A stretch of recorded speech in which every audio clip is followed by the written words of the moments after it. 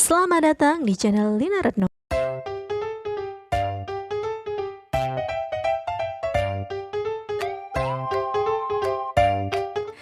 Assalamualaikum warahmatullahi wabarakatuh. Anak-anakku tercinta, bagaimana kabar kalian hari ini? Semoga kita semua senantiasa dalam lindungan Allah Subhanahu wa taala. Pada pertemuan kali ini kita akan membahas materi kelas 5, tema 1, subtema 2, pembelajaran 5. Tetap semangat belajar ya. Wah, hebat sekali Pak Bejo itu. Sudah tua tetapi masih kuat mencangkul. Tulang dan otot-otot tangannya masih kuat mengayun cangkul yang berat. Kakinya pun masih kuku berdiri dan berjalan di lumpur yang pekat. Puji Beni. Betul sekali Beni, Pak Bejo sudah terbiasa melakukan hal tersebut sejak remaja. Dia pun melakukannya sebatas dengan kekuatan dan kemampuannya. Dia tidak pernah memaksakan untuk melakukan kegiatan yang di luar batas kemampuannya. Jika kita paksa, bisa-bisa tangan atau kaki kita bisa cedera. Jawab Pak Anto. Otot memiliki peran penting dalam setiap gerak manusia. Sama halnya dengan tulang, otot merupakan organ gerak aktif manusia dan hewan. Coba kamu amati aktivitas sehari-harimu. Pada saat memegang sebuah benda, organ tubuhmu yang paling berperan adalah otot. Tahukah kamu apa otot itu?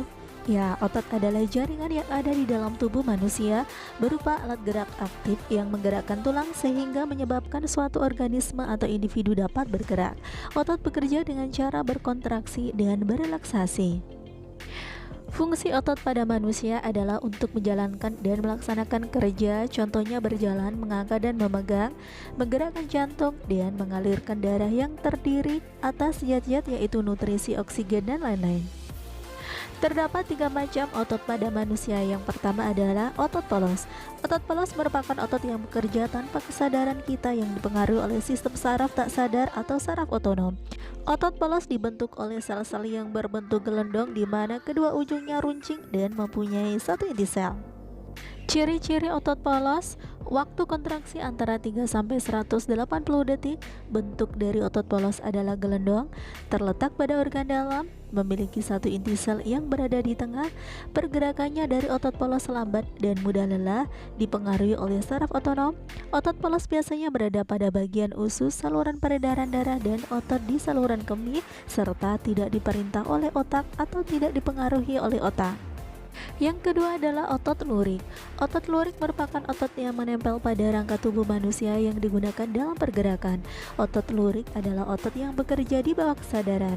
Otot lurik juga dinamakan otot rangka. Mengapa? Karena menempel pada rangka. Dinamakan otot lurik karena adanya sisi gelap dan terang yang berselang-seling. Adapun ciri-ciri otot lurik adalah bentuk silindris dengan garis gelap terang, melekat pada rangka, bekerja secara sadar dengan perintah otak, cepat dan mudah lelah, bentuk yang panjang dan memiliki banyak inti sel atau multisel, mempunyai pigmen myoglobin dan inti sel yang berada di tepi. Yang ketiga adalah otot jantung.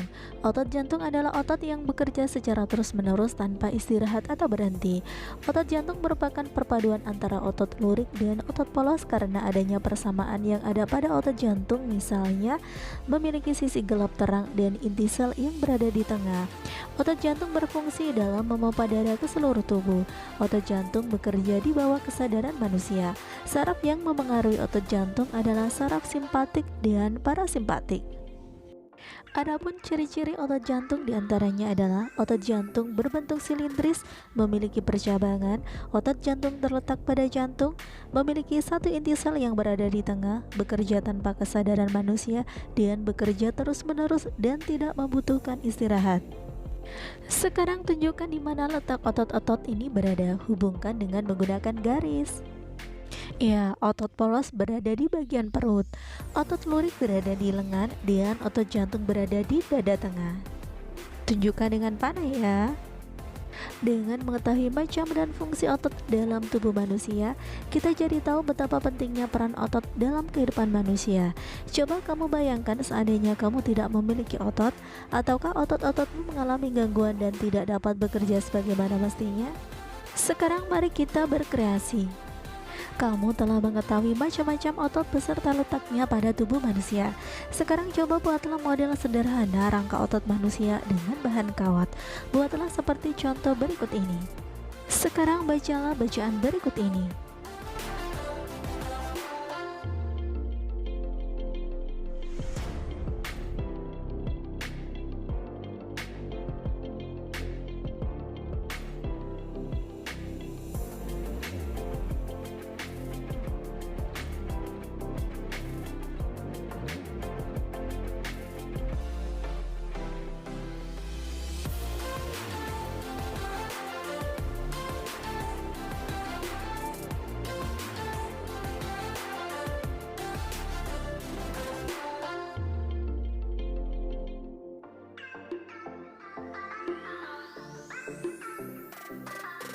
Nah, anak-anak, berdasarkan bacaan tersebut, temukan ide pokok masing-masing paragrafnya. Tentunya kalian masih ingat apa itu ide pokok? Ya, ide pokok paragraf adalah inti atau pokok permasalahan yang terdapat pada sebuah paragraf. Perhatikan contoh berikut ini. Ide pokok pada paragraf pertama adalah otot-otot dalam tubuh manusia memiliki beberapa fungsi, tetapi fungsi yang utama adalah untuk bergerak.